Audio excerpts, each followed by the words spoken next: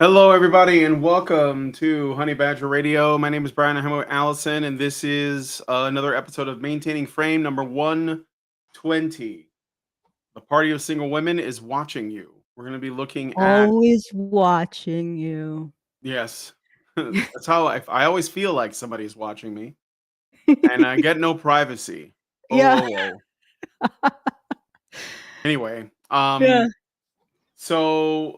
so we're going to be looking at a clip from a podcast that I have brought up on the show before called "Call Her Daddy," which is well, I mean, I'll get into it a little bit more about what "Call Her Daddy" is and who the host Alex Cooper is, or a little bit about them. But this one I thought was particularly timely and poignant because it's making the rounds. Rolo has responded to it, for example. A lot of people have like looked at made response videos or observed this podcast. Even Crowder did a thing on it. So we would be remiss because it is about men and women if we didn't say something, especially considering Call Her Daddy is the most popular podcast in the world on Spotify for women.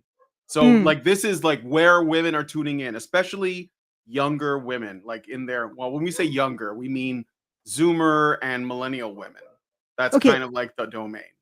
So give Yes. us like a sort of a sense. Give us the temperature of this podcast. Oops. Sure. Well, I fight with my wires. Stop fighting with, yeah, but don't fight with Twitter, okay? So anyway, if you guys could, before we get started, please smash like to help this video, this stream reach more people, because like I said, this podcast in particular is the talk of the town. It's the cat's meow. It's not like the thing about Manifestel is very popular, over 200,000. This one, millions of people, millions. This is way bigger than that, okay? So and probably worse than that somehow, or for different reasons, perhaps. So anyway, Well, bigger. So it's I yeah, guess bigger, it's but the temperature of the well, average woman better. let's look at some titles. Let's look at some titles. So I am going to share this. This is the YouTube channel because I can look at it on Spotify, but it's a lot trickier with the copyright stuff. So I'm not going to mess around with Spotify. So here's like we have the Vice President Kamala Harris video. This is a clip from a longer video. I listened to the whole thing on Spotify. It was like 45 minutes long. This is an 8-minute segment. So the most important 8 minutes of the video that she felt that, you know, this woman, Alex Cooper, felt should go up on YouTube. But then we have other hot topics that are like on the burning lips of women everywhere, such as blowjobs, hall passes, and frat daddies. We got my revenge porn experience, narcissists, blowjobs, and red flags. He cheated, do I leave? The Hamptons confessional featuring Noah Centineo. I got catfished in Paris. Threesomes, Facetune, and Ozempic, polyamory, cheating, and fame, cheating, cowgirls, and chaos, 30, single, and thriving. This is the most popular. This is the one. This is the woman's podcast. Like, guys, we have Joe Rogan. We have Joe Rogan, and this is Tucker. And Tucker Carlson sometimes. Like he like fights for second place with Joe. So it's like Joe Rogan, Tucker Carlson, or Tucker Carlson, Joe Rogan, you know, Jordan Peterson, Call Her Daddy. Out of curiosity, is the popularity of this podcast in any way approaching the popularity of Tucker or Joe Rogan? No, you're talking about the gap? In terms of numbers, in terms of Like sheer its eyeballs. growth? No, or just the size of its audience. I think so, yeah. Really? Yeah. Okay. Mostly men watch Joe Rogan and Tucker Carlson. So Joe Rogan and Tucker Carlson's audience is majority men. I mean, like overwhelming majority of men. Call Her Daddy is almost exclusively women. Like, I don't think a lot of dudes watch this at all or listen to this. Okay. So because, and I think this is the reason for this, because Call Her Daddy is extremely popular with women, almost exclusively, the Harris administration paid this woman a not insignificant sum of $150 million or something. She's getting $150 million to have Kamala on her show. And they did 45 minutes. So $150 million. $150 million contract. Okay. Okay. Yeah, I got it. So let me play you a clip. I'm just thinking about how many men that could help in terms of getting like domestic violence services and sexual assault services and working on getting rid of the unequal parenting laws and all of this stuff. Yeah. A little painful to hear that. I don't want to be too disheartening. I just want people to see the reality. This is the reality of what we're dealing with, okay? So here's a clip. Here's a clip from the previous show or the previous video right before her Kamala one, where she talks to a woman named Heather McMahon, blowjobs, hall passes, and frat daddies. And for the record, Heather McMahon, this woman that's on the screen here, she is, I'm not kidding, okay? She is Alex Cooper, the host of the show. She's married. This is her husband's hall pass. So this is a man that she can, like, this is a woman whose husband gets to fuck her sometimes. That's the hall pass, I guess. I don't know how it works. I'm not into that, but that's kind of what this is. So let's hear and these are two women who basically share the same man sometimes talking. This is the So this is polyamory? She's a hall pass. I don't know the lingo. I don't know how that fits. But she does talk about polyamory. She talks about a lot of oral sex. She basically, it's a woman's show. So it's about sex, materialism, getting that bag, girl bossing, not well, Rome. mostly sex. Not Rome. So, no, it's not not my Rome. woman's No, show. surprisingly, I don't think there's much in here about history or the economy or geopolitics or the stuff that Joe Rogan or UFC, even weightlifting, like whatever. No, that's not here. Nope. So let's listen to this. My mom, as like a gift, sent me the Jersey Pottery Barn teen sheets, and I was like in flames when I woke up. I thought I had the flu. So I remember I got like these dark gray ones. Yeah. And the first time a guy my sheets, and I only had again one pair. Yeah, so I was just one pair. looking at that like, damn, and I just took left like a it there. credit card that later on after the had dried, and you were like trying to scrape it off. You were like, we'll just get that off at the end. Something that you talk about in your stand-up special that had me cackling. Well, two things. We have to talk about two things. One is because love him and hate him, sweetie. The way that you described heading downtown to the and seeing the and approaching. They're editing out all the bad words, but there's a lot of them, suffice to say. So, not that deep. So, was there any kind of statement in that at all? No, this is not a clip from what we're responding to. This is just an example of the quality of her content. You'll notice that it is, well, let me see, how do I put this? It is like a really nice studio. And there's merchandise and everything. Why do I not see? Hold on a second. I'm trying to find the correct. Yeah, here we go. The talking. Okay. So, yeah, it's like a nice professional looking studio where they're at, where they is. And yeah, so there's definitely money being poured into this project, is what I'm saying. But the level of discourse is not very high. I'll finish off this 15 seconds so you can hear it. There is a goofy. Okay. Yeah. But it works if you like swirl your tongue in there a little. Like, oh yeah. Oh, it's a little. If you don't get in that, they're not getting in yours, and we all know this. Give them a little surprise attack. But I never try and go for the other. So you get it. I think you can infer what's the what's being books? What are the books? Let me just give me a second. I want to take a look. What's the books? I don't even see the books. I see that there are books. I see books. I'm curious. I can't see what they are. The Art of Persuasion, and then 100. Okay, well, Art of Persuasion is actually not a bad book. I didn't know it came in pink. What's the other side? What I saw books on the other side. And then something that says 100, maybe 100, like graphic design, body of art, Sissipedia, American ads, Pussypedia. The big book of something. Women's something. And if you look at the cover, it looks like the back of a woman.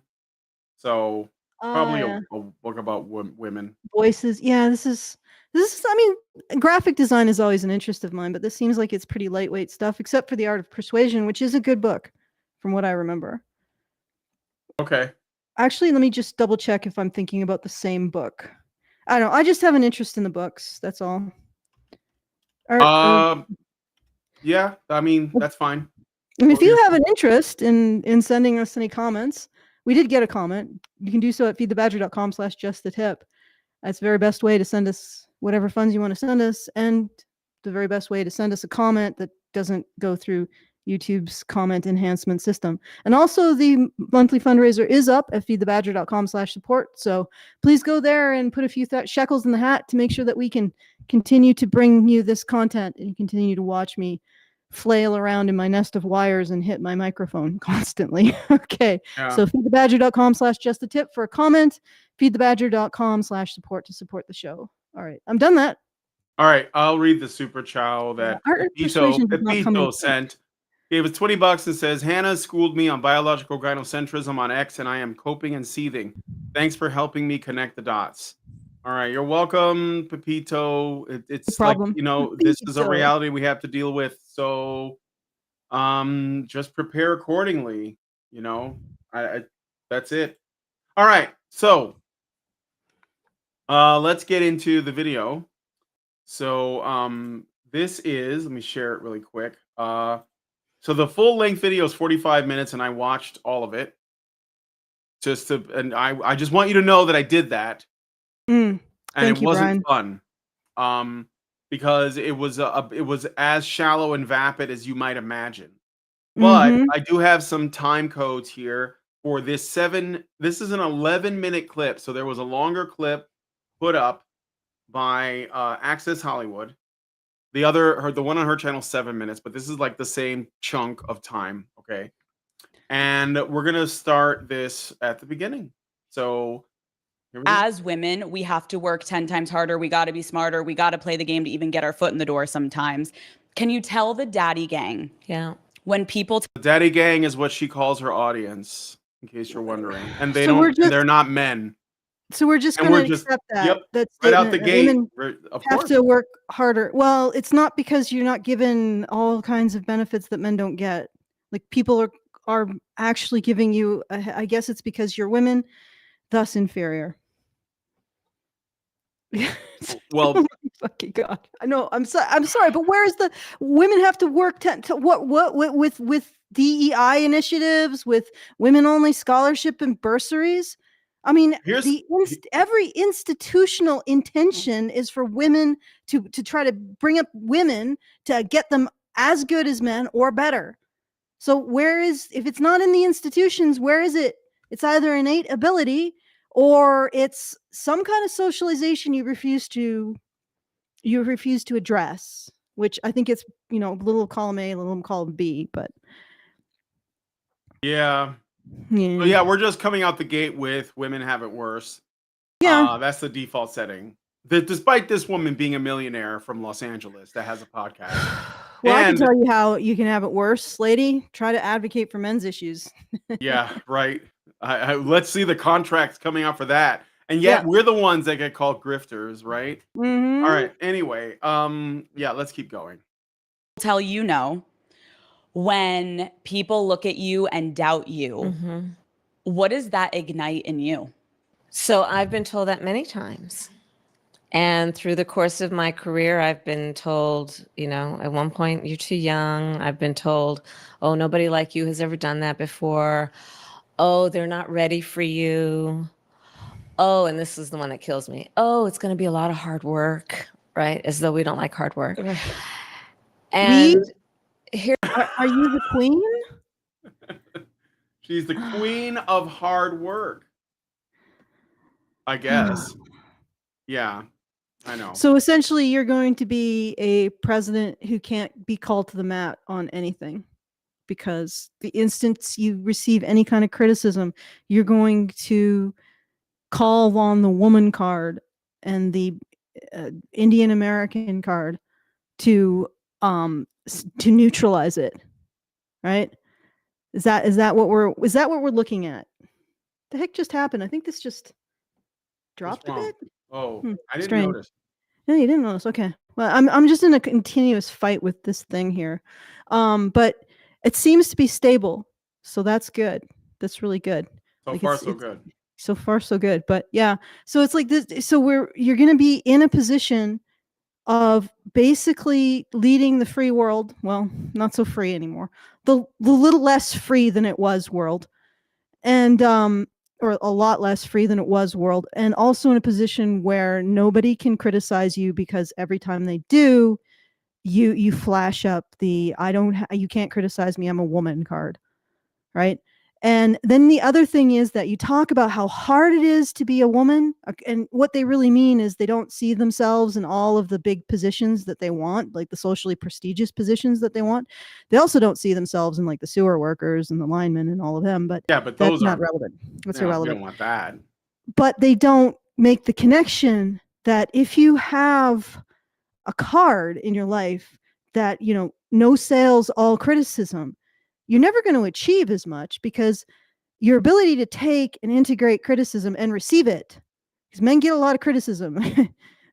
Let's face it, men get all the criticism, unless you're talking about the red pill bros pushing back against the fact that men get all the criticism in terms of institutional messages. That is, messages from the media, from the government, from academia. It's not girls that have to stand up in auditoriums and take responsibility for domestic violence and sexual assault and whatever, and sexism and whatever else, and male privilege. It's boys. So there we have a huge societal impulse towards criticizing men. Do you think maybe that's why? And when you actually understand achievement doesn't come from basking in all the positive affirmation you get from doing something good. It actually comes in from drilling down on the criticisms you get. If women don't get as many criticisms as men, they're not going to achieve as much. Now that's the social aspect of it. There may also be physical, like more hormonal and physical limitations, but that's neither here nor there. But anyway, my little rant is done, so let's continue. All right. Here's my response. I don't hear no. I don't hear no. And I urge all the daddy gang, don't hear no. Kamala Harris is the latest guest for Call Her Daddy. I'm going to jump past this. Let's go to the next, because this is like a Access Hollywood thing. Of her popular podcast, Call Her Daddy. Wait a minute. Where the hell shit, I was muted. Wait. Just to do wait. I don't want to go so. She says, "Don't take no." Okay, is that like rape? Is that what this means now? Like seriously, what I thought no means no, but except when men say it to women, apparently, which actually segues well into. I don't know if the call me daddy woman is a millennial, but again, millennials. She is people on the planet. Yeah, she is a millennial. Millennial woman. Yeah, for sure. Really love the use of weapons in order to force men to have sex. Yep. It's almost. I wonder if it's like men are just no longer saying, or are saying no to these women in record numbers, and they're just be like, yeah, no, you can't say no. Kamala Harris told me, don't take no. Yep. All right. Let's play more. Yeah, Pussyology. There you go. The two women discussed a variety of topics. Which one of the main conversations in this election? Yeah, this is a good one. The beginning. This was on Spotify. You're a millionaire and you can't afford a footstool? Yeah. No, she wants to. That. No, she's being like she's brat, Allison. She's being brat. I say that, but I actually also sit that way on my couch. Yeah, I bet. I try to turn myself into a little ball in front of my computer. Mm-hmm. Trump to come on the show to also have a meaningful conversation about women's rights. I will be honest. I had been going back and forth with this decision for a while. I'm sure the to get 150 involved. million didn't. Yeah, right. I've been going back and forth, big ass check. Like I'm telling you, they pay these people off, man. Like this is for sure. I bet Destiny gets money from Mossad and the CIA to like debate people because there's no one that would destroy themselves so much if it weren't for so much money being thrown at them. And I think that, yeah, like this woman got paid to like bring Kamala on. Howard Stern probably got a big fat check. Who the hell even listens to him anymore? But yeah, anyway. Go ahead. Okay. $150 million to tell the world about how women don't have enough rights. You have to realize that message is worth a lot of money to people. And then the question is why? In a world that supposedly wants to take away women's rights, why is the message that they don't have enough rights so the institutions that are supposedly taking away their rights are so invested in promoting this message? And of course, by women's rights, she means abortion. I'm pretty sure. Well, that's that's literally the platform now. They have nothing else. And it's just like we've been saying, it's essentially turning childless single women into a voting bloc and then trying to weaponize that voting bloc and also trying to increase the size of that voting bloc by making more women miserable, childless, and single, because that's the only way they can ensure their vote. And I think that here's the best part about this. Okay. This woman, Alex Cooper from the Call Me Daddy podcast, hid the fact that she is engaged to a man that she is now married from her own audience so that she could sell them on the single like girl boss lifestyle. So she didn't tell them about her man, but she is in fact married. And I think that, and yeah, so basically she's not living up to the thing that she thinks other women should be.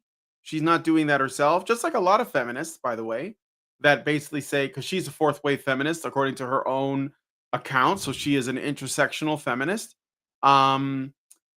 Yeah, she basically teaches women to, be materialistic, get that bag, seek all the hedonism in the world and not worry about their dignity or what that might mean in the future, regardless of what they might want. That's not what they really want, because she knows what they want. Most popular podcast with women in the world. This is, I'm just saying, Lauren Southern, are you paying attention? Because I know you like going after the red pill bros. Do you know about this woman? Do you know about how popular this idea is? These sets of values are. Do you know about the female dating strategies? Do you know that they exist? You probably don't know, because you're really worried about these red pill guys that are the only people offering men anything. And it's really, well, aside from us. Aside from us, but I'm saying we're kind of a part of that anyway, whether we like it or not. I guess so.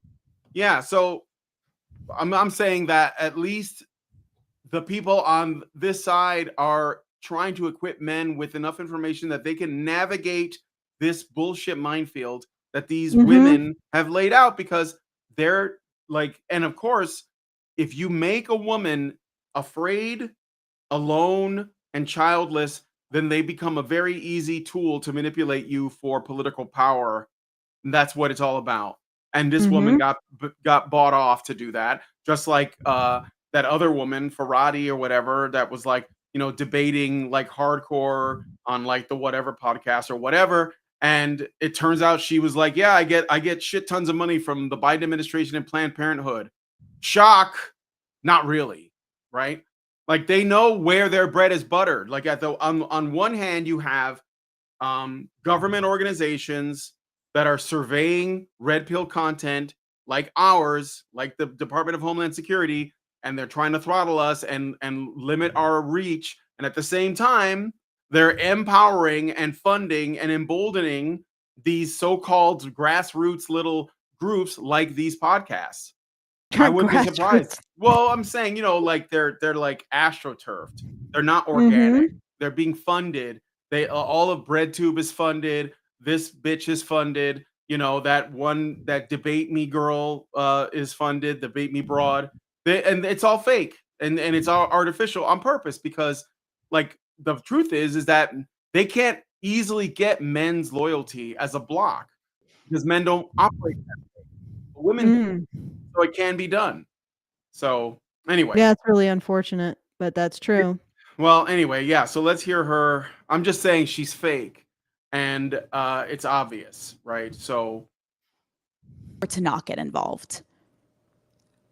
But at the end of the day, I couldn't see a world in which one of the main conversations in this election is women, and I'm not a part of it. I am so aware I have a very mixed audience when it comes to politics. So please hear me when No, you don't. You're not. That's not a mixed audience. You have a woman audience. That's the political party. I say my goal today is not to change your political affiliation. What I'm hoping is that you're able to listen to a conversation that isn't too different than the ones that we're having here every week. I want to be so clear, since this isn't a one-sided conversation, we reached out to former President Donald Trump to come on the show. If he also wants to have a meaningful, in-depth conversation about women's rights in this country, then he is welcome on Caller Daddy anytime. The episode. All right. So he hasn't gone on there because he's been like, he went to Pennsylvania to do rallies. So he appeared on, he's appearing on a lot of men's podcasts lately, which is kind of cool. He was on somebody pretty recently. But anyway, so did you want to say something about that or about what she just said? This is it. This is women's concern when they have political clout. And we're not talking about women's rights, because a lot of the rights that these women agitate for, men don't have. And they aren't even like the right to vote. Men don't have the right to vote. It's always been contingent on service to the state, either in wartime or through the maintenance and enforcement of the state's laws, right? That's always been an exchange there. They never right. It was a privilege as a result of their willingness to put their body in the line to defend the state and uphold its laws. Women got the right to vote without the obligation. So they got the right. So men don't have a right to vote. Women have a right to vote. Men don't have a right to separate consent to parenthood to ejaculation, not even consent to sex, because if a man is raped, he's still expected to assume the responsibilities of parenthood. It doesn't matter. It's strict liability for men. So men don't have that right either. And men don't actually have the right as babies not to have their genitals cut into. Like that's a right reserved exclusively for women, for girls. They can't even, there are some places where they wanted to substitute female genital mutilation with a pinprick, and they said no. So there's you cannot intentionally cause any damage, no matter how slight, to a girl's genitals. You can do what you want to a boy's, to a certain degree, I guess. There's no legal protection for boys in that circumstance. Men and actually children do not have as strong or a legally enforced right to their fathers, right? Men don't have the same recognition as victims of domestic violence and sexual assault, right? Men are losing protections in law when it comes to being falsely accused of crimes, right? And men don't have the same right to alimony or a right not to have to pay alimony. When your spouse's supposed contributions to the relationship end, so should yours. But that's not the case for men. It can go on and on and on and on and on. And she talks about women's rights being the most important thing. But what I hear is women's beanies, women's privileges, the things that our society gives women at the expense of everyone else. And there's only one other everyone else. I mean, I guess there's now a few others because there are genders that aren't women and aren't men. But regardless, so this is it. This is women's political input into a system that itself needs to be maintained. I mean, this might come to a shock to people, but our current system didn't just come out of nowhere. It isn't just like a self-renewing resource. There are things that are required to keep it going, to keep it trucking along. And we can already see that it's starting to fail and things are getting really messed up in certain sectors. So, but the conversation for women is never, well, what do we do to make sure that the system that we rely on continues to operate at a good capacity, that it can give us our beanies or can provide for everybody in it? You know, that conversation doesn't happen. Like this is what's so frustrating. It's like, I don't want to say that women shouldn't be in political power, but they don't seem to realize that power is not just power, it's responsibility. It's responsibility to make sure to make the decisions that keep the system, this network going, so it takes care of all of us. And if you aren't able to conceive of that, if your entire thought landscape when it comes to politics is what you get instead of what you can give, and the more and more you have politicians or interest groups that go into this situation and don't talk about how things need to be fixed or maintained or built or how we can strive for something new, the more you have people go into the system and say, well, what is it? What does it owe me? Well, how many people can participate in a system saying, what does it owe me? I mean, it's like it's like this African proverb. I'm sure there's a specific, I know African is very general and I apologize, but about heaven and hell, right? And they say that when you go down to hell, what it is a group of people in a circle with a pot of stew in the middle. And they all have spoons that are too long, so they can get the spoon into the pot, but they cannot get the bowl of the spoon into their mouths. So they're all in that circle, desperately trying to get they can get the spoon in the pot, but they cannot. It's just too long. It just can't reach their mouth. It's always too long. So they're spilling stew everywhere. They're furious and angry at each other. They're angry at the pot. It's a disgusting mess. It's living in filth and squalor. And they're all like, well, there's no way to solve this. I can't get this spoon to my mouth. It's too long. And then they say, but when you go to heaven, it's exactly the same scenario. A bunch of people sitting around a stew pot in a circle, except these people are feeding each other. That's the difference. When you have a critical mass of people going into a system and saying, what am I owed?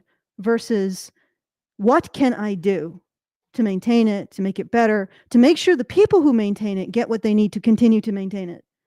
And if almost the entirety of women's contribution to politics is what am I owed, then that is a disaster.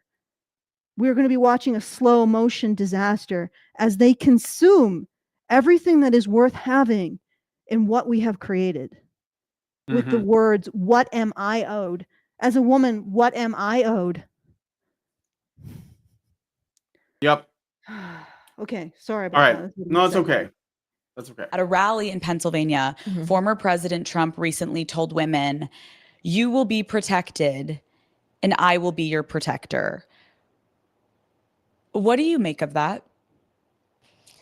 So he who, when he was president, hand-selected 3 members of the United States Supreme Court with the intention that they would undo the protections of Roe v. Wade. And they did just as he intended. And there are now 20 states with Trump abortion bans. Trump abortion bans? Bans that make no exception. Well, that's the branding, Allison. It's the branding. This is how these people operate. They brand things, and you are supposed to accept it as branding. So when Trump said the Roe v. Wade is bad law, which it is, it doesn't really have a lot to do with abortion. It's just like the way that it's being branded. But he basically just put it to the states and said each state can have its own laws, which is how it's supposed to be. That's what the United States is. It's supposed to be a small federal government, and most of the stuff is handled internally with the states. But of course, that's not enough. So Kamala's playing games with the branding. She's, I'm sorry, Kamala. I don't want to get called a racist. And so she's saying it's Trump abortion bans, which is ludicrous. But again, this is all about like what do we have to get women's support? The only thing we have is the abortion issue. And I said this when Roe v. Wade was overturned. While I thought that was a good thing and it should have happened, I knew it was going to be the sticking point forever after that, because the one thing, like, women won't consider anything that even remotely appears to be something that could be an inconvenience to them ever affecting them. They don't want it to, and I say that like no exaggeration, because birth control, abortion, not abortion, but birth control and all these other options, and they don't care. They want all of them at the same time, paid for by the state. That's what they want. And if they don't get that, then they're oppressed. It's Handmaid's Tale. Forced pregnancies, So. Okay, so the states that have abortion, I assume abortion restrictions. They all have restrictions. I don't think any of them have bans. Yeah, that's what I was thinking, because I'm pretty sure that, it's going to be a while before the U.S.'s abortion restrictions are in any way comparable to Europe. People don't realize that abortions are more restricted in Europe than they are in the U.S., even after all of this. It's going to take a while for you are even as restricted as Europe, but continue to. Oh, that just means women are more oppressed over there. So yeah, I guess women, European women are hugely oppressed. Hugely oppressed. Yeah. I just have to say, it's like, does the Middle East have abortions? Does the United Arab Emirates have abortions? Probably privately. United Arab Emirates isn't one of the like. Iran. But anyway, this is getting a little bit off the. Okay. Yeah, that's okay. Great Indoors gave us a super chow for $5 and says, Fedi, what have you done for me lately, Fedi? Thank you. All right, let's keep going. But yeah, so she's setting the stage. This is all about framing, right? Because you have an audience of millennial and Zoomer women watching this podcast. And what do? You have to scare the shit out of them.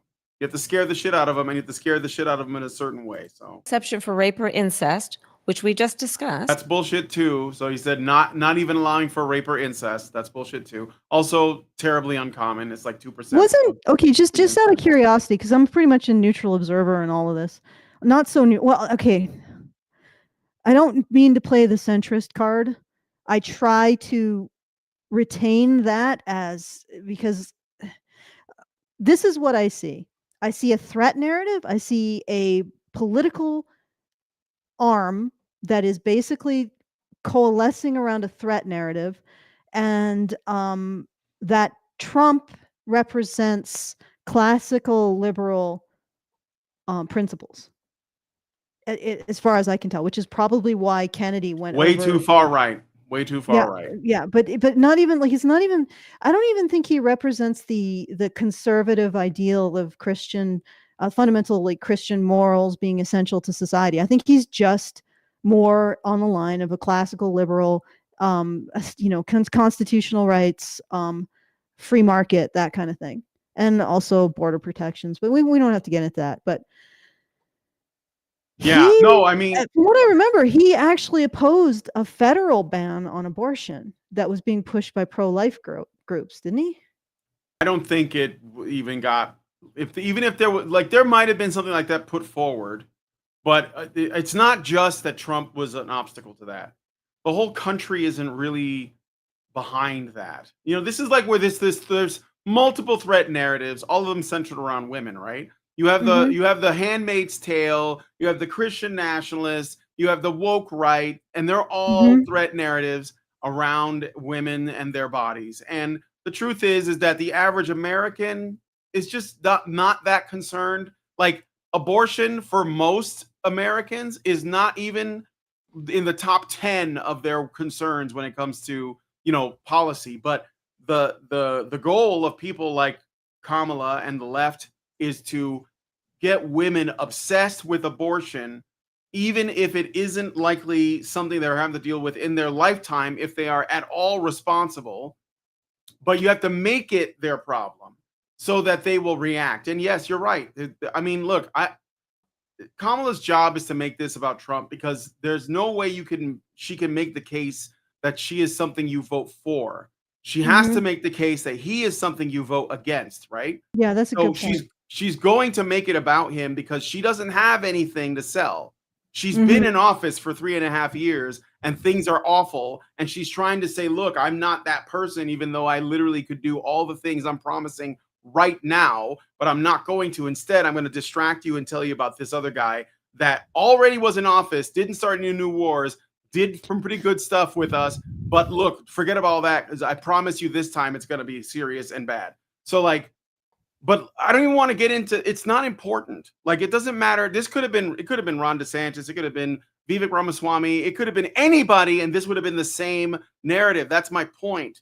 The point is, vote for me or else you're going to suffer. I'm the only, like, I am your savior. And the irony of this is that this woman, Alex Cooper, the host of the show, she is basically saying, look, Trump said he was going to protect women.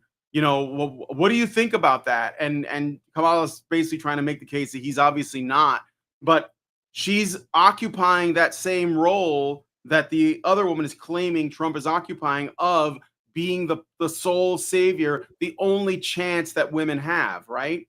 And so Kamala's the one say, oh no, I'm that person. And because I'm a woman, then that makes my argument stronger, which is what the other woman's operating on. So, because think about it like this, okay? Because I know people have opinions on Trump. Please set those aside and just use your fucking common sense for a second, okay? If any man said, I'm going to protect this woman, and another woman said, there's no way you could do that because you're a man, that is what's happening. It's the bear meme. That's what's happening, right? He's bad for women because she is better for women. It doesn't matter who it is. Like they could dig up. Yeah, they could dig up dirt on anybody to suit the framing, and they have. They did it to their people who. Kamala had a debate against a bunch of other Democrats a few years ago. I forget what it was about. I think it was to become the presidential nominee, and she threw Biden under the bus in the debate. She accused him of a bunch of racist shit and all that. And this is before he became president, and they made her his vice. So they immediately, none of these people have principles.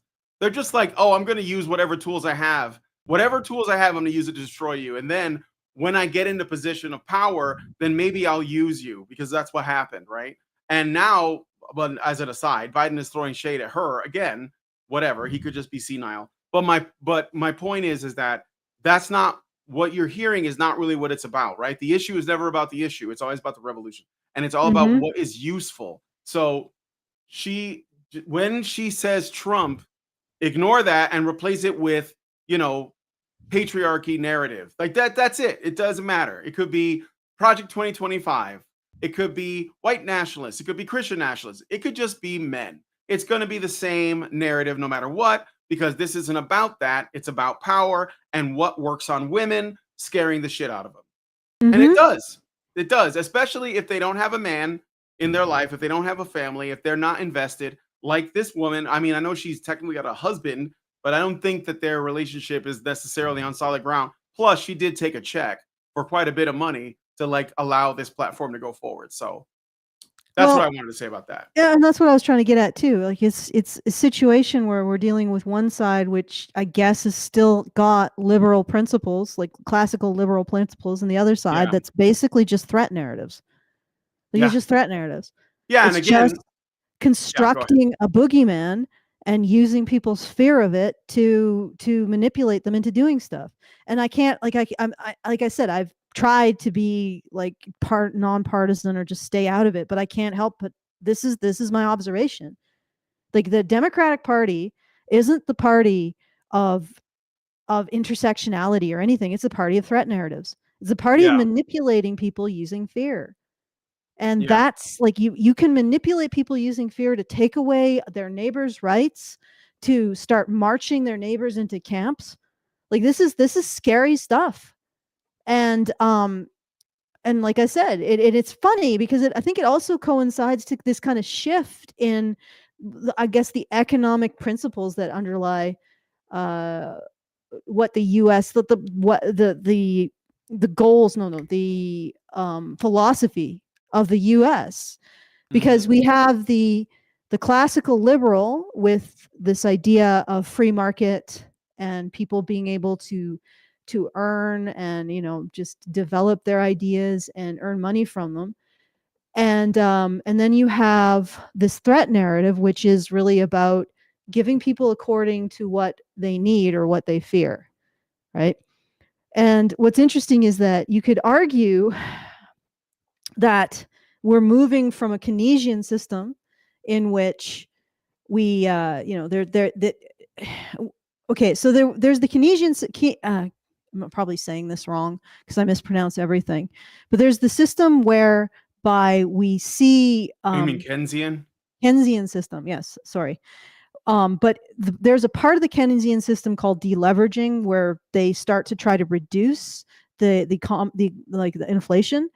What we're looking at is we've moved into something called modern monetary theory, which is basically Keynesian theory, except without deleveraging. So what's happening is we're going from a system in which the American economy derives its, I guess, potency from productivity, so that the economy increases in size, the GDP increases in size because people are more productive, to an economy where the GDP increases in size because of inflation, right? And that is what we see. And I think that ultimately is what it comes down to. But that can be justified by these threat narratives. This might be a little bit too rarefied. I think this is something that requires a diagram.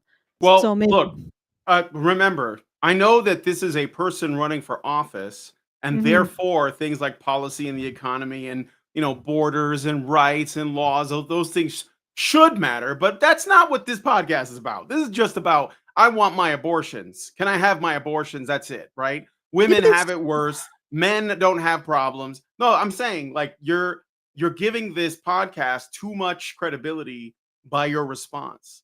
You're like getting like she even admits, like, I don't know anything about foreign policy. I just know that men shouldn't be able to talk about what women do with their bodies. And that's going to be the whole. So we should listen to the talking points, but that's all it is. It's not men. Well, it's literally the question of when life begins. Yes, that's true, Allison. But it doesn't matter because women have feelings and their feelings tell them. Which means that you're telling a survivor of a crime, of a violation to their body, they don't have a right to make a decision about what happens to their body next.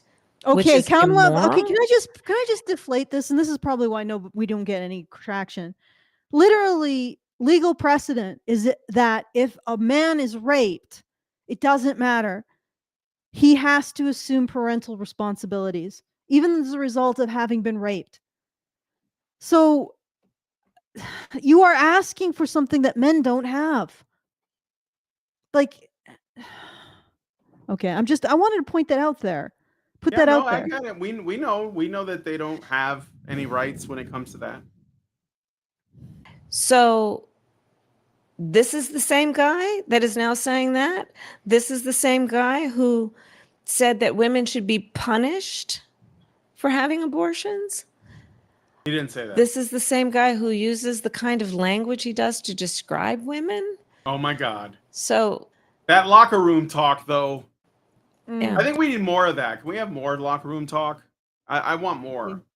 I want somebody to run on the platform of exploding locker room talk out of the locker room. Let's bring it into the world, guys. Let's do that. Let's see how they deal.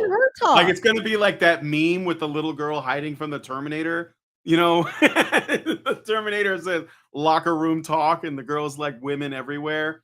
I want to see if they can cope, especially because this podcast, that's the irony of it. This podcast is way more vulgar. Way more vulgar. Yeah, that's what I was about to say. Yeah. It's incredibly, if you just look at the titles, it's incredibly vulgar. And no doubt, I mean, we're starting off women's sexuality is harmless, Allison. Of course. Yeah, I mean, that is the suggestion, right? But she can come on here and she can say, can you believe this guy said this thing? And they're only referring to the one line, which I do have.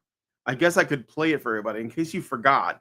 If there are young children listening, cover their ears because they might not be able to handle it. But where is it here? Here we go. Grab him by the pussy. So, but her whole channel is this kind of stuff, and now she's verklempt Now she's Mhm. gobsmacked. Anyway, There you go. I do want to focus on abortion for a moment because 2 years ago, it's gonna Roe be v. the whole Wade show was overturned for a and women moment. lost their constitutional right to an abortion. I put out an episode about it. I What flew to North consti- Carolina. What the fuck? It's constitutional. Did you guys know that? I remember when John Hancock added that into or was it Hamilton? Added that I thought it in. was Women Joanna should have the Hancock. right. Yeah. I thought actually no. Now that I come to think about it, I think it was Joanna Handcunt, not Hancock. Good Lord, what an ignoramus! Well, this is like they are educated. That's probably why they are so stupid. I went to a preferred women's health center. I met with women that were getting screamed at and chanted at. And wait, what's a women's health center and how does that exist considering women are oppressed? Why do they get their own health centers? What's up with that? I wasn't told. We'll get right on that. Baby Get rid of killers, that. and it was the most eye-opening experience I've ever had because I am a privileged white woman that lives in Los Angeles, and I am so aware of that. I understand that a lot of the younger generation sees things online and is like, what is right, what is wrong, what is real, what is not making women's rights reduced down to the womb having, is that not transphobic? Oh, well, of course. Yeah, that does. I mean, it doesn't come up, but I was going to mention because later on they talk about how men shouldn't have an opinion on women's bodies. But I'm like, what about trans men? Do they get an opinion or should we silence them as well? What if a trans man gets pregnant? Is like, can they get? I don't know. I don't know the rules. It's always changing.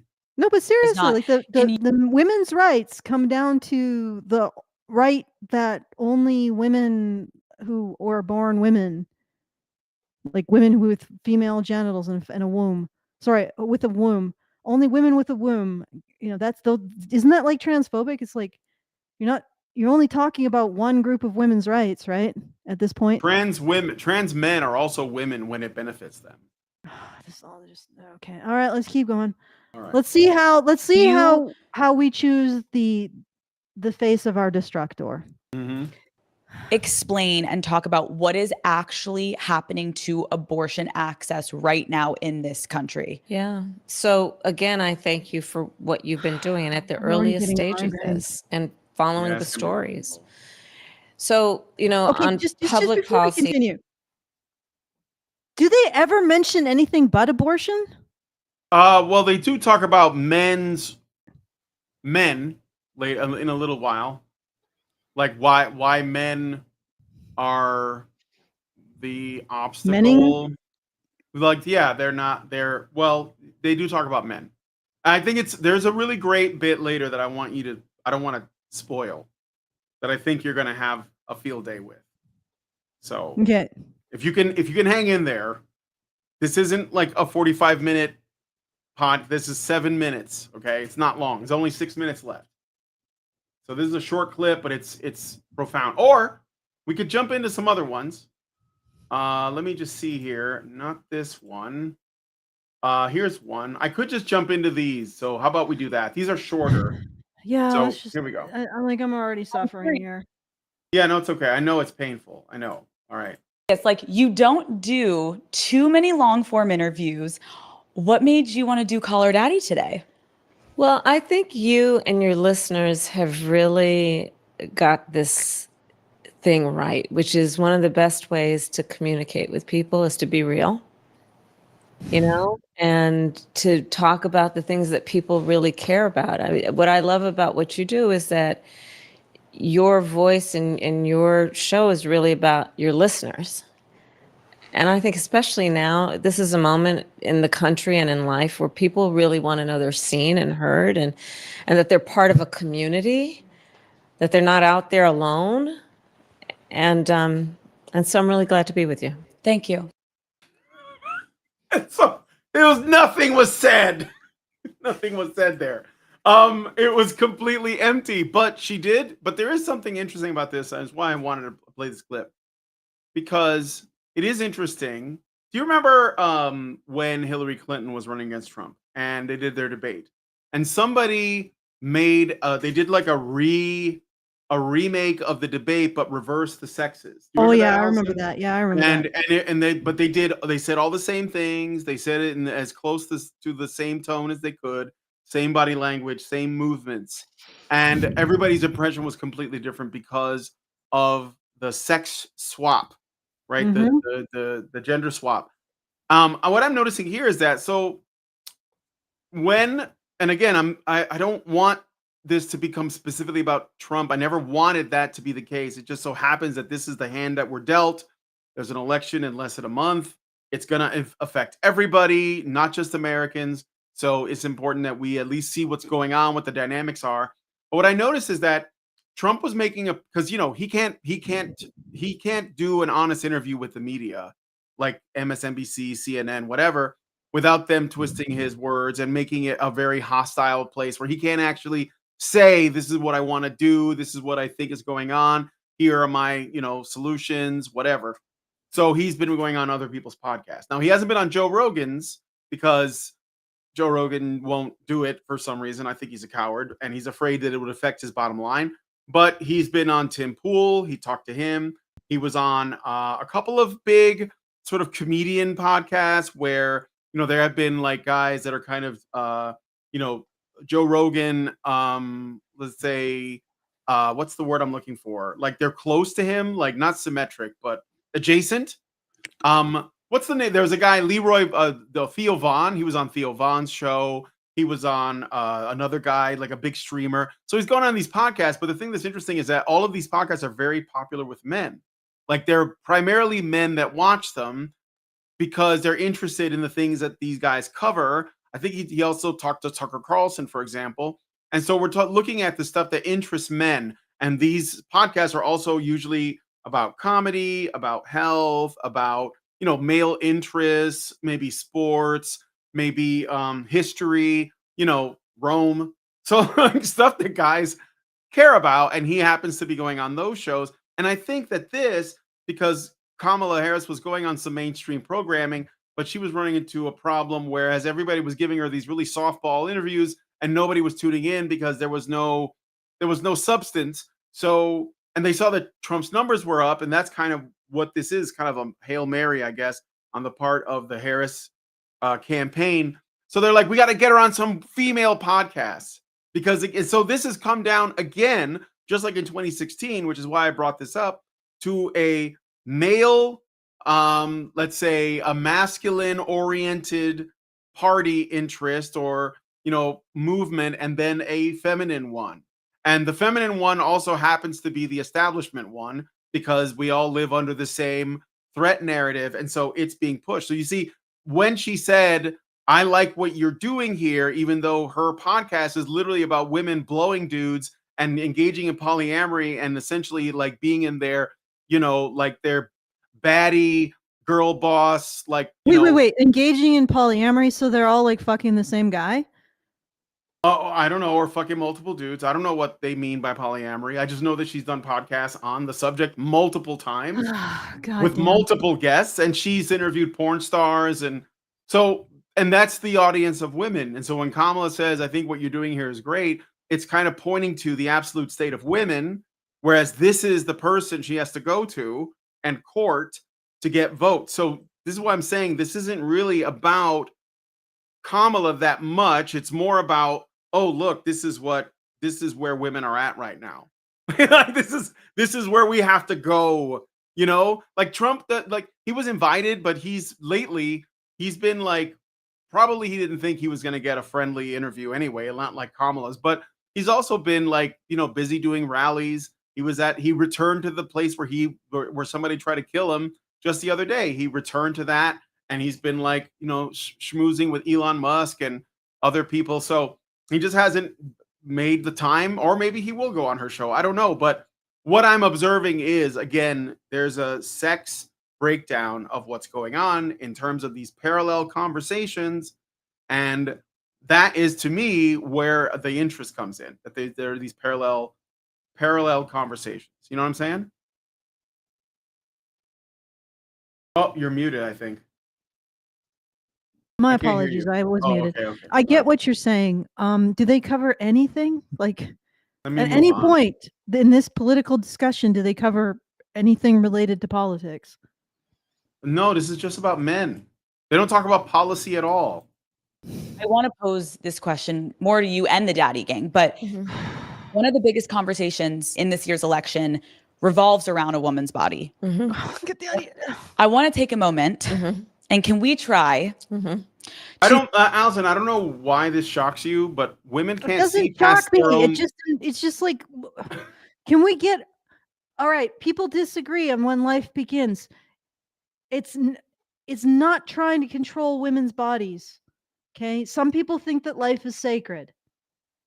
And All right, that all right. sacredness starts when the life is inside a woman. Let right? me put this another way. It sounds like it's about abortion, but it isn't about abortion. It's about women, like with this thing when they say women's bodies, they're not just talking about, they are talking about the ability to kill the unborn in their growing inside of them. But it's not only that, because they see it as a broader issue of anyone having any opinions on women, period, which includes that. So it's, you know what I mean? It's like an umbrella.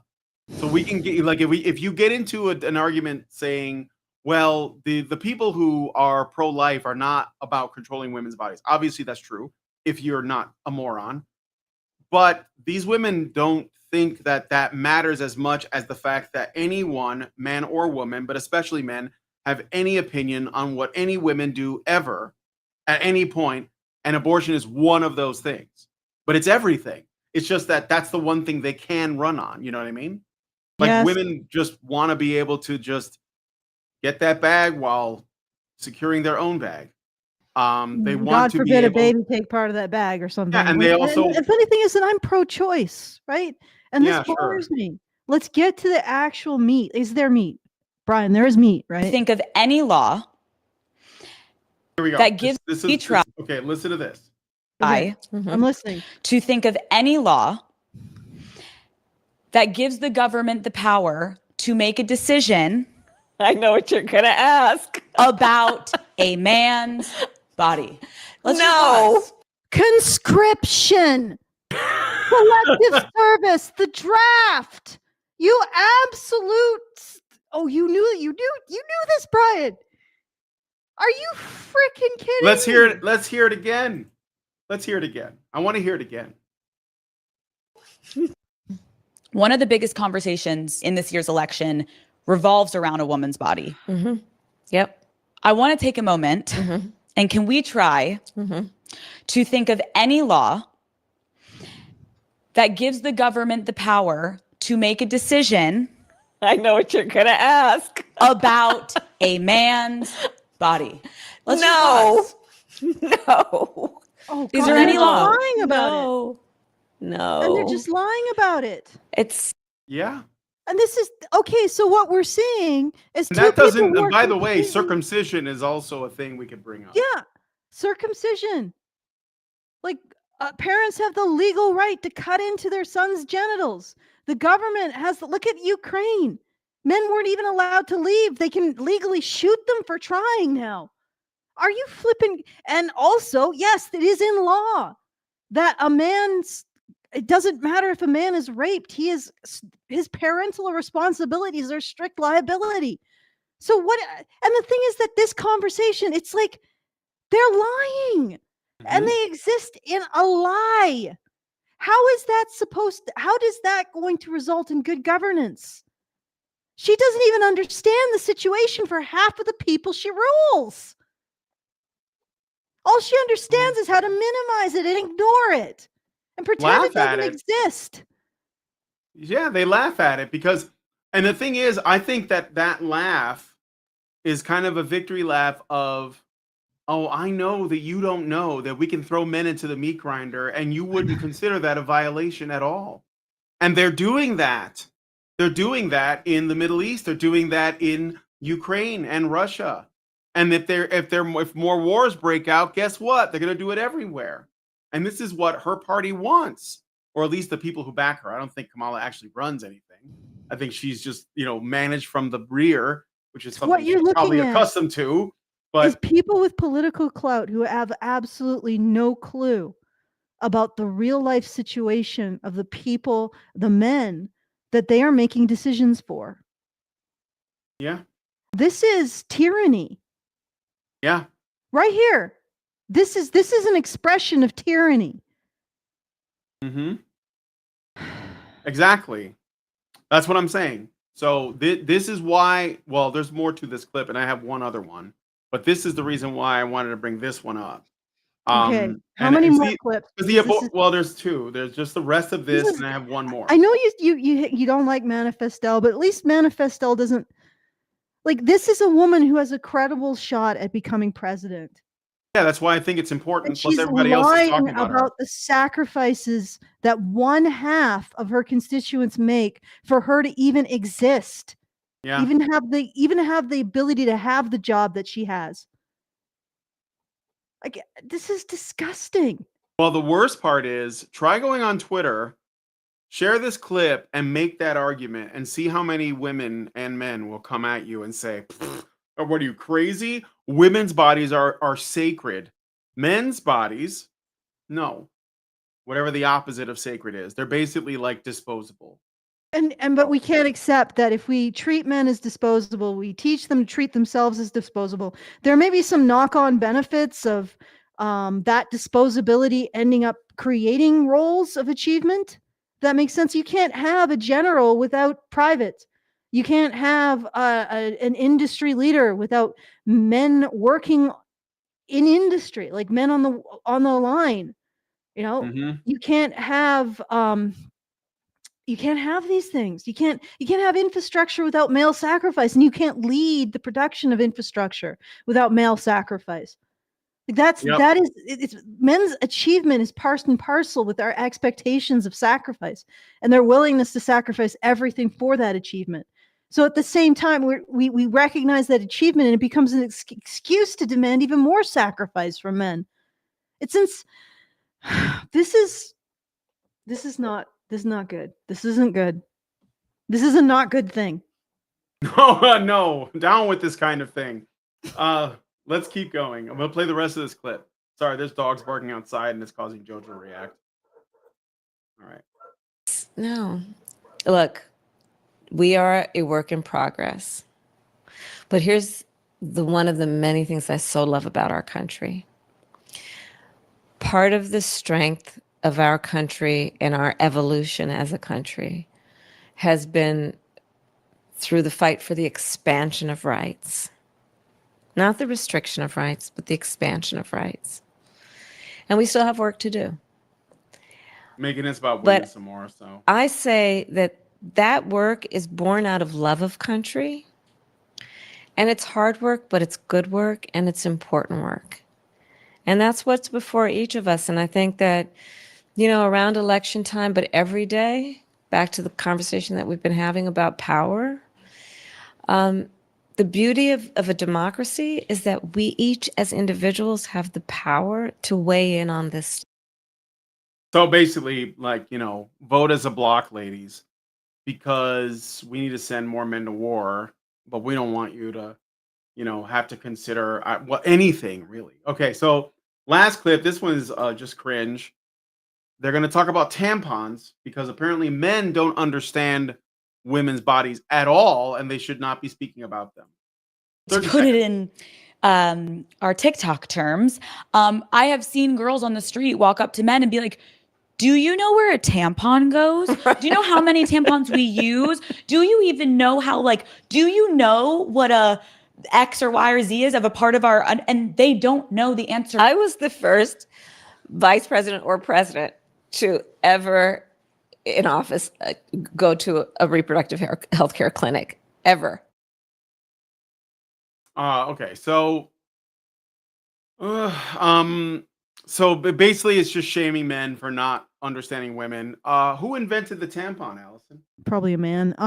Yeah. They're basically shaming. Like, they're creating a situation where they're putting when you prioritize or you magnify women's voices, or these women's voices anyway. My voice isn't magnified. They are able to actually drown out and render invisible all of the sacrifice and expected sacrifice of men in society. It's so convenient. I mean, if you think about it, what is something that the elite will pay good money for? The perception that what they're doing, the exploitation that they engage in, is actually righteousness. Yeah. That's what this is. The tampon was invented by Earl Haas, a physician and inventor, a man born in 1888, died in 1981. So a man invented it. A man saw women had a need, and then using his brain said, "I'm going to try and solve this problem." Using his man brain. A man brain, using his man brain. Yes.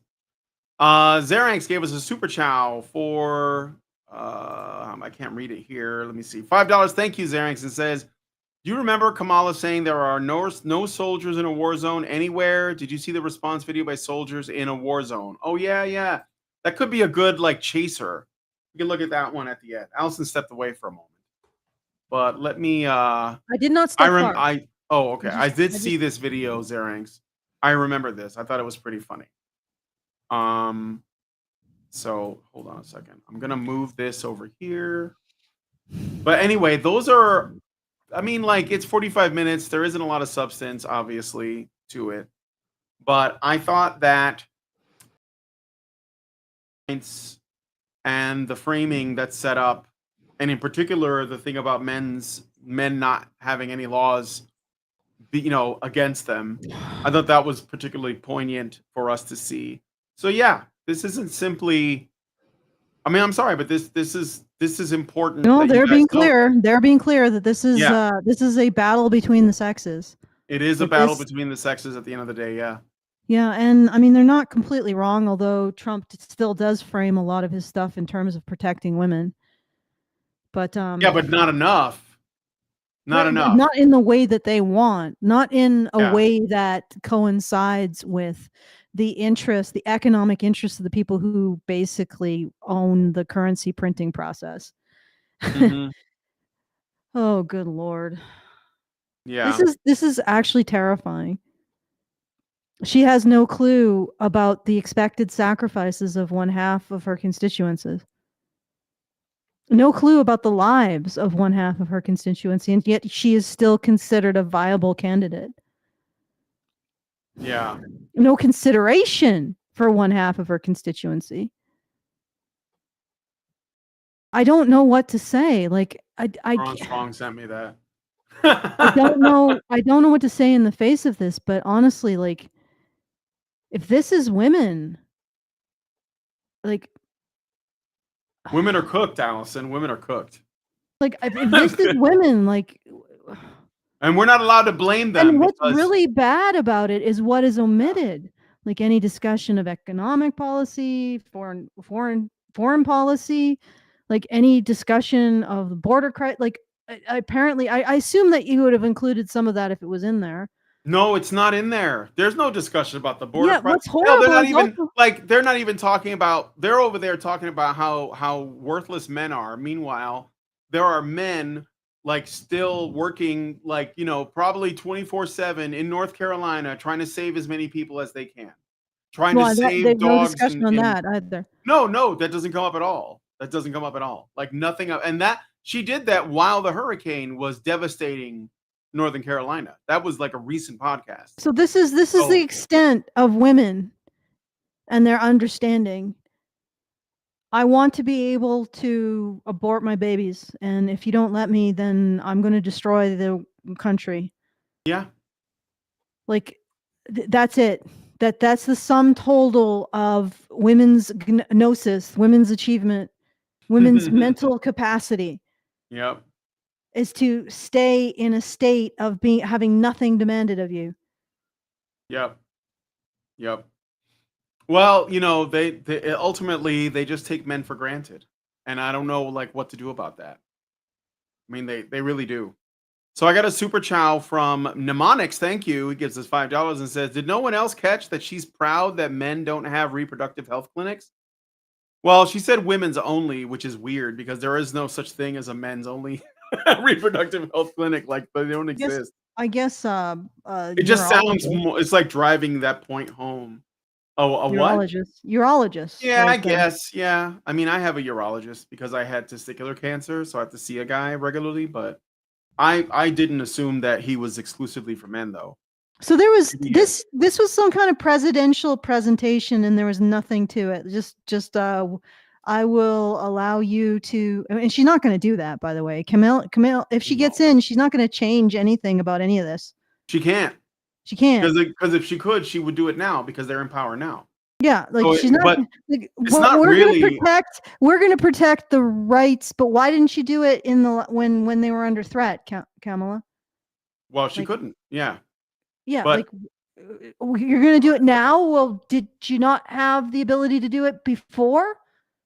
Like you're basically saying to women, "Hey, you know those rights I didn't protect when I could have? If you reelect me, I'll totally protect them." for sure. Yeah. It's like, are you dumb? But also, like, again, what's horrifying about this is the absence of any in-depth discussion of political matters outside of the desire to be able to abort your babies. I mean, is that the only thing that defines women now? Those women, the single women, yeah, they don't have anything else. They're not invested in the future. I mean, I don't know. We'll have to see how many women that is, like come November, I suppose. But that is, I mean, I don't even know that it was a rally so much as because like at the beginning, I guess the one thing is that the host, Alex Cooper, she was like, look, I don't know politics, so we're just gonna talk like two like girls. And that's kind of like the tone of the whole thing is, oh, we're just chatting. But of course, she's trying to get votes. But there was no need. That meant that there was no need to say, here is my plan for X, Y, and Z. But a lot of it is because the women who watch her, they don't care about that. They only care about how they are served. You know, like they are purely consumers that want to be served, and they don't know or they don't care to know what that entails. Like, what are the parts, the moving parts behind the mechanisms of any power structure, not just our governments, but any of them. It doesn't matter because as long as like the stuff they like comes out of the chute, then they're just going to be happy with that. Is it in the back? That's the only thing they got. That's why the host of that show doesn't have to like sound smart or ask smart questions or anything because her audience is just looking to hear what they want to hear, which is they are awesome, they are beautiful, they are stunning and brave and powerful women that have absolute control over their bodies, and boys are silly, throw rocks at them. And that's basically the entire show. And Kamala was like, I'll pander to you guys if that's what it means. And she doesn't, like, she's not smart either. She's not even, she was placed there, you know, that she's not the person running the country. And she won't be if she gets elected either. So it's not even about, that's why I say like the talking about policy is pointless because that's not what this is. This is just women wanting to feel like important or loved by some faceless entity like the federal government or this corporation or that brand or whatever it is. And they're not going to be happy. They're not going to get it. So meanwhile, men are actually trying to figure out, okay, you know, this is getting worse and worse and worse. What are we going to do? Right. And they're hoping women will like shake out of it and help them. But I don't see it. So right now they're just dealing with the floods in North Carolina and they're busting their ass. And it's mostly men. I covered it on Tuesday. It's mostly men like going in with helicopters, delivering supplies and donating, etc. Nobody wants to talk about it, especially because they're white dudes on top of that.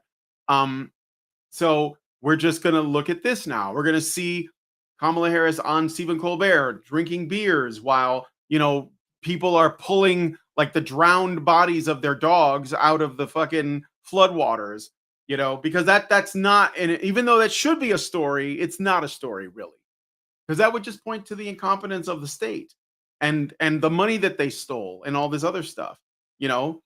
So anyway, I digress. I don't want to make this political, but I'm done.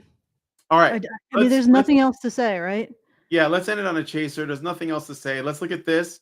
So this is another thing the Zerank sent me, so I'm going to play it because he sent a super chow. So here we go. Kamala for the win. And as of today, there is not one member of the United States military who is in active duty in a combat zone in any war zone around the world. The first time this century. What? But let's understand. So where the are we right now? What the fuck are you talking about, Miss VP?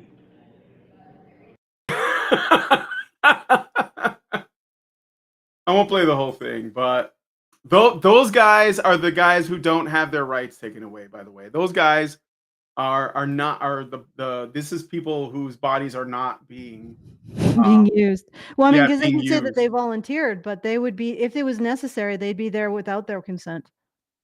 Yeah. If it was necessary, yeah. But I mean, even though if you volunteer like that, I mean, like again, we could still just point to Ukraine. Probably, I don't know if they've done any drafts down in the Middle East, but if Israel or whatever does, then there's that too. So Yeah. all right. Okay. Well, Anyway. that's disheartening. I don't see an equivalency here. I know that there are some people in our audience who might be more left, and they get upset because it's like, oh, can't there be men's rights on the left? Well, I don't know. Honestly, the party, I was the political when party I started this.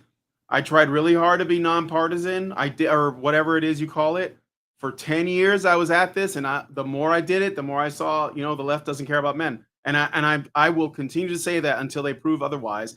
But this is where we're at. Well, but the other thing is that the right doesn't really care about men either. They care more than the left does. That what they care about is a working system, which to some degree, like men will take it. I think. I mean, yeah. Okay, that's a discussion for another day. So if you like any of this content, if you have any commentary on it, you can send something at feedthebadger.com/justthetip. That's feedthebadger.com/justthetip. The very best way to send us a tip, and the very best way for you to send us your comment, because it doesn't go through YouTube's comment minefield. And if you're on X, I think that's the only way for you to send us a comment. So the other thing to keep in mind is that if you want to support this show and this framework of actually caring about men and recognizing, like, seriously, this is a presidential candidate who just lied about reality for however long and is still a viable candidate. She has absolutely no clue, or she either doesn't know or she doesn't care about the situation for men. How is this possible?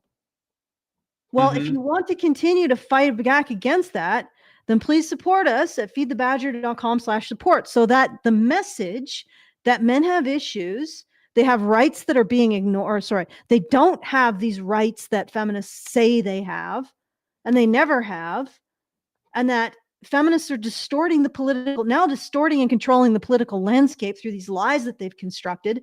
If you want to be able to push back against that, please help us continue to put forth the message at feedthebadger.com/support. All right, back to you, Brian. All right. More work to do. Yeah. Well, so if you guys like this video, please hit like, subscribe if you're not already subscribed, hit the bell for notifications. Leave us a comment. Let us know what you guys think about what we talked about in the show today. You'll find links to a video in the description. Yeah, please share this video, because sharing is caring. Right now, we're going to be going into a Patreon show. We're going to be looking at some manifestel, so we can contrast, I guess, if you guys like.